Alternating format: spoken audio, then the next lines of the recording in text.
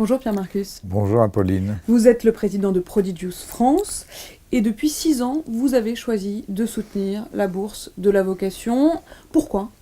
Alors, tout d'abord, dans notre profession, c'est la production tous azimuts, c'est-à-dire images, son, que ce soit en digital ou en film. Il y a une tradition d'aider les jeunes. Il y a toujours des stagiaires, des choses comme ça.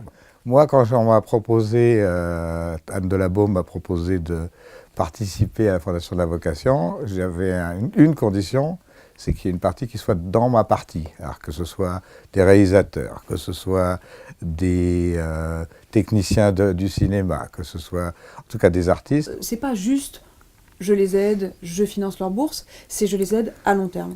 Dans mon esprit, c'était vraiment pas donner qu'un chèque et important que ce soit utile aussi à la société. C'est un win-win si vous voulez.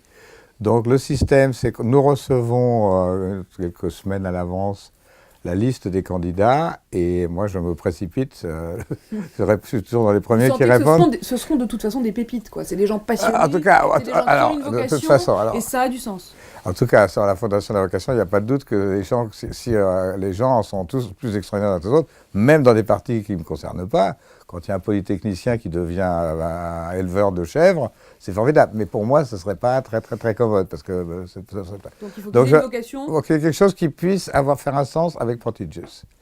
Le premier que j'ai eu s'appelait James Massiver. C'était un gars qui était au départ charpentier et qui avait envie de devenir un cinéaste, qui avait fait un film sur les bateaux. Ah là, je suis tombé amoureux de lui tout de suite, c'était un truc de dingue. Et ça fait 5 ans qu'il est employé chez nous en CDI et qu'il a dû faire une centaine de films pour nous. Les clients l'adorent, les créatifs l'adorent. C'est un garçon absolument incroyable et qui entraîne en plus avec lui énormément de ses condisciples qu'il avait ou à l'école ou des choses comme ça. Donc c'était pour moi, alors le grand vainqueur de cette affaire, c'est pas la Fondation, c'est vraiment Prodigious.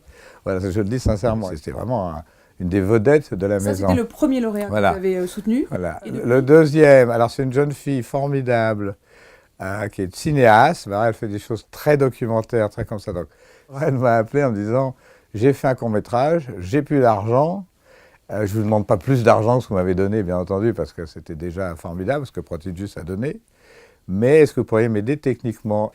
Donc, on lui a mis à disposition le studio où vous êtes aujourd'hui, les techniciens, tout ce qui était possible, imaginable, mais gracieusement.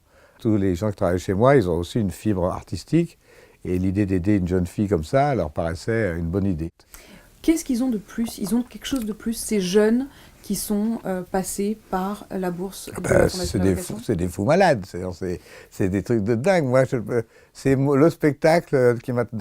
Y aller déjà, oublier le fait de donner un chèque et tout ça, y aller à la présentation, mais j'en sors en larmes, j'en sors totalement chamboulé, je regarde le monde complètement différemment. Je veux dire, c'est inimaginable, ils ont une vocation et ils sont prêts à tout, mais quand je dis à tout, c'est plus qu'à tout, c'est-à-dire pour la réussir. Donc, si vous prenez quelqu'un de la Fondation de la Vocation, vous êtes sûr que ça va bien marcher, parce qu'il y a une telle volonté, c'est absolument incroyable. Voilà, donc on voit que non seulement vous avez changé leur vie, mais qu'ils ont aussi changé la vôtre. Oui, parce que c'est vrai le cinéma est un métier de gens assez gâtés, il faut être honnête.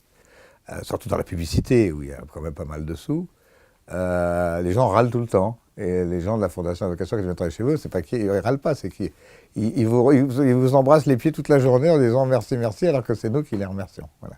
Donc c'est vraiment formidable. C'est gratifiant des deux côtés. Merci beaucoup, Pierre-Marcus.